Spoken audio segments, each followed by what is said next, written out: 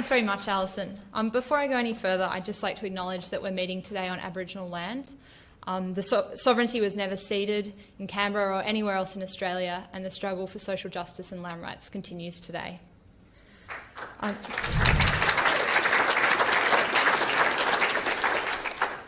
Today I want to talk about the truth behind Operation Sovereign Borders, but I also want to talk about the untruths, of which there are many, the lies that are behind this slogan and this policy. These are lies that our current government and many governments before them have told us to justify what is a cruel and xenophobic refugee policy. To start with, I'm going to outline the military aspects of Operation Sovereign Borders. As we know, the Liberal Party went to election, our last election, promising a highly militarised border protection policy to stop the boats. Abbott's Operation Sovereign Borders is officially a civilian law enforcement operation. But in implementing its strategy for stopping the boats, the government has increasingly adopted military structure, language and methodology. As many of you are aware, the Liberal government appointed a 3-star Lieutenant General, General Angus Campbell, to oversee Operation Sovereign Borders, the Joint Agency Task Force, which is officially defined as a military-led border security operation. A military-led operation to deal with the vulnerable people who come to our shores asking for our help. The government's clampdown on information means that it's really hard to actually get a full picture of exactly which parts of the military are involved and what Operation Sovereign Borders really looks like on the border. But what General Hurley has confirmed is the presence of the transit security elements, so they're TSEs, which are highly trained specialist teams, essentially SWAT teams. And these people go out, board asylum seeker vessels, take control of them, and often send them back. That's what we've seen in the last year or two. I've got a picture up here. I just have to work out how the PowerPoint works. Oh, okay, so these are transit security elements in training, and these people are going after these people here. So I don't know, can't even imagine what it would be like to be on a boat like that, coming here asking for help and having SWAT teams come after you, boarding your boat, taking control of your boat. That's what these people are facing under Operation Sovereign Borders. Here I've also got a breakdown of the parts of the ADF that are involved, so the Australian Defence Force that are involved in Operation Sovereign Borders. I won't go through it for you because it's quite long and big, but what you've got is like 7 Armidale-class patrol boats. They've actually recently updated that, so they've spent another several $1 million on some better boats.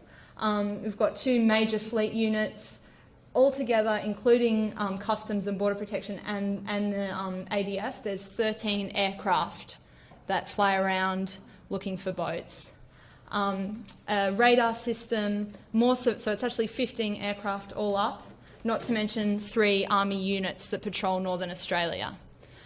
So this is just sort of the start of Operation Sovereign Borders. This is the first thing that asylum seekers come into contact with when they try and come to Australia. Aside from the incredible inhumanity of this alone, so the Australian Defence Force that's up here, their contribution to it costs around $262 million a year. So that's just the ADF. The Border Protection, Customs and Border Protection costs that again. So that's $500 million just on the military aspect of this policy. That doesn't include detention, anything like that. It's just the military, $500 million every year. We could very easily spend the next 15 minutes talking solely about the militarisation of Australia's border protection and refugee policy. We could talk about the inhumanity of sending patrol boats and planes after a small number of very vulnerable people who are coming to our shores on little boats asking for our help. We could talk about how when the government sends military out against asylum seekers, they're creating and imagining an invasion. So they're promoting fear and justifying the cruelty of the rest of their policy. But the truth is, we can't just talk about that for 15 minutes because Operation Sovereign Borders is a lot bigger than just the military aspects of it. Operation Sovereign Borders is a euphemism for a policy that is organised cruelty, many would say torture. It's cruelty and torture against vulnerable few who come by boat and ask for our help. When we talk about Operation Sovereign Borders, we're also talking about the camps on Manus Island and Nauru, where the Australian government is detaining asylum seekers and giving them no hope for a better life. Operation Sovereign Borders is the willing and knowing cruelty that has seen the government turn a blind eye to the sexual abuse of children for at least 17 months. The truth is, since the commencement of Operation Sovereign Borders, 2 men have died. These 2 young men up here, that's Reza Baradi and that's Hamid Kahazai, 2 young Iranian men who came by boat. One, Reza Baradi, was murdered on Manus Island. His head was bashed by a rock until he died. And Hamid Kahazai died more recently from a small infection on his foot that developed into septicemia. It's a result of the unsanitary conditions that he's forced to live in on Manus Island. The mess hall is surrounded by raw sewage. Got a photo here. That's the mess hall on Manus Island. It's completely surrounded by raw sewage, so it's no wonder that when Hamid Kahazai had a small cut on his foot, quickly developed into an infection, there was criminal negligence, he wasn't treated properly, and he died. It's true that the death of these 2 men is the fault of the Australian government, and that perhaps Operation Sovereign Borders would be better off named Operation Sovereign Murders, as many people in the refugee campaign have claimed. Self-harm and suicide attempts are also a constant reality for people, for asylum seekers who are in Australian camps. That's both offshore, on Manus Island and Nauru, and onshore. The government's failure to process people speedily means that they're crushed with boredom and hopelessness. And rather than being given the possibility of a better life in Australia, a wealthy, fortunate country, the government is pushing asylum seekers onto poorer nations like Papua New Guinea, Nauru, and Cambodia. This refusal to resettle people in Australia compounds their sense of hopelessness. In February this year, a Somali woman on Nauru attempted to drown herself. She was 8 months pregnant, and she didn't want to bring her child into a world where she had no hope. On Manus Island, there's an epidemic of suicide attempts and self-harm with razors and other cutting implements. And as I'm sure many of you would have seen recently, the Moss report detailed the extent of sexual assault taking place on Nauru, mostly at the hands of guards. This is child sexual assault for the most part. A Lateline report last week that I'm sure many of us have watched featured testimony from 3 Save the Children caseworkers who said that the government has known about this for at least 17 months and has failed to act. This is not incompetence, it's not neglect. The truth is, when it comes to asylum seekers who arrive by boat, the government is knowingly cruel. That's the logic of deterrence, and that's the logic of stopping the boats. Now, what I want to talk about is the biggest untruth, so the biggest lie behind Operation Sovereign Borders. That is that this cruel policy is somehow humane, that the camps are a deterrence. They stop the boats, and therefore they save lives at sea. First of all, we need to understand that there's a historical context to this argument. This argument is just another incarnation of the xenophobia that we saw championed by Pauline Hanson and John Howard in the early 2000s. And this is put very clearly by Julian Burnside in his book, or his contribution to the book, The Drownings Argument. It's actually out on the stall out there. I encourage you to all have a look at that. And Julian Burnside outlines how deterrence has gone through 3 phases. So in 2001, refugees were called illegals by John Howard. Under Rudd, there was the demonisation of people smugglers in 2009. And now we have the stopping deaths at sea argument since the Christmas Island tragedy in December 2010. The stopping deaths at sea, or drownings argument, is perhaps the most potent. It taps into a real distress that people feel when they hear about people drowning on their way to Australia. However, the idea that Operation Sovereign Borders saves lives is not true. It's a lie. In fact, the drownings argument is a way to cloak an anti-refugee policy and a xenophobic policy in humanitarian guise. The government's own policies, their focus on border protection, actually helps deaths at sea occur. It actually contributes to deaths at sea.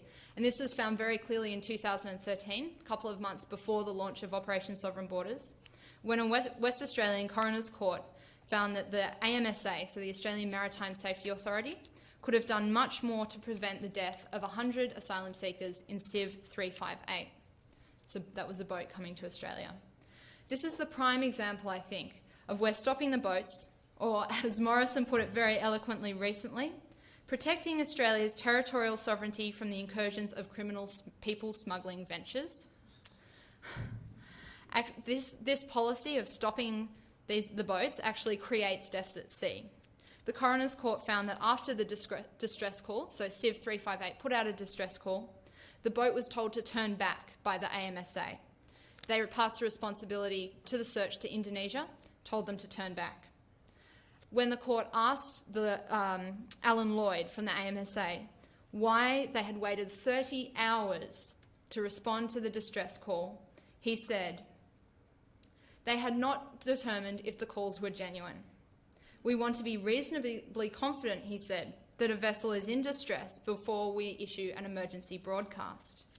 Essentially, 100 people died because Australian government policy places border protection and stopping the boats above the lives of refugees. Clearly, stopping the boats does not save lives.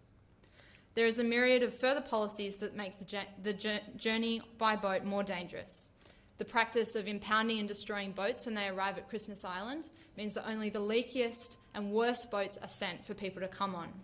The criminalisation of people smuggling pushes these operations further underground, making it more dangerous for refugees who rely on people smugglers to access safety. If the government really wanted to save lives, and this is something that William will talk about in much more depth when I'm finished, they'd increase the refugee intake and process regionally in transit countries like Malaysia and Indonesia. Then they'd fly people over. If they really wanted to save lives, they certainly would not be sending boats back to danger, which is what Abbott has done since the commencement of Operation Sovereign Borders at least 15 times. Many of those boats are Tamil asylum seekers who will go back to face torture and death. The reality is, when refugees flee, they do so in a very disordered, often and very complicated way. Their journeys are very often dangerous, whether it be stowing away in a shipping container, hoping to find a better life in Europe, or coming to Australia's shores on a leaky boat. We can endeavour to make that journey safer, and we should, by demanding our government fly people over from places of transit, but there will always be those who can't access this formal processing, for example, Tamils in Sri Lanka. As refugee activists, we need to be very clear that stopping deaths at sea is another way Abbott has of saying stopping the boats.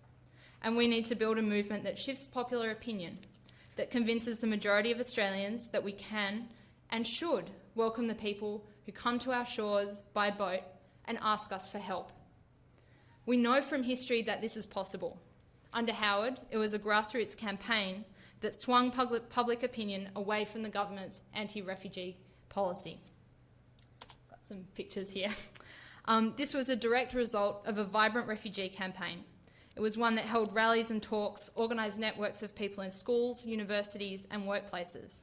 This was a campaign that saw, in 2002, hundreds of refugee activists fighting alongside asylum seekers who were being imprisoned in Woomera Detention Centre and actually tearing down the fences.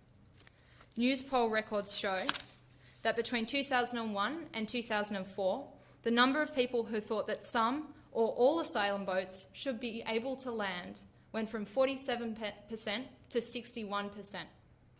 It meant that in the 2007 election, Howard couldn't play the race or refugee card, and many people voted for Rudd partly because he promised to close Manus Island and Nauru, and he promised a more humanitarian approach.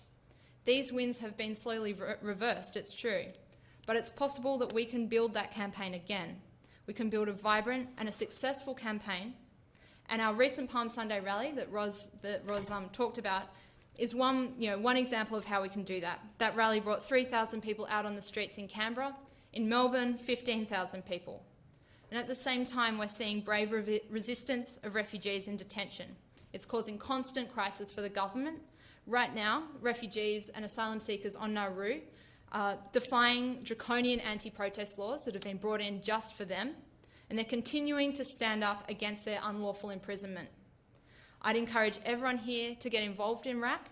We can build a campaign that ends Operation Sovereign Borders, and we can welcome refugees. Thanks.